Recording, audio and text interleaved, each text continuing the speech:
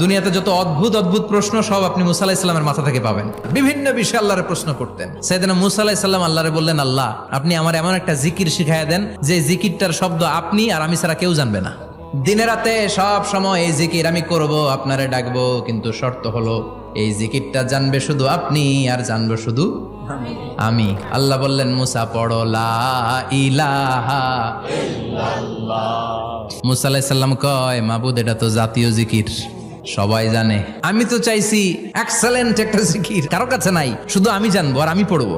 আল্লাহ বললেন, মুসা এই লা ইলাহাকে যদি এক পাল্লায় রেখে দাও, তাম বিশ্ব, 7 আকাশ 7 জমিনটারে তুলে যদি তুমি আরেক পাল্লায় রেখে দাও, লা রাজাহাত কাফাতু লা ইলাহা ইল্লাল্লাহ, মুহূর্তের মধ্যে লা ইলাহার পাল্লা ভারী হয়ে যাবে। ও মুসা, তুমি যতই এক্সক্লুসিভ জিকির চাও, লা ইলাহার চেয়ে দামি জিকির আমার কাছে নাই।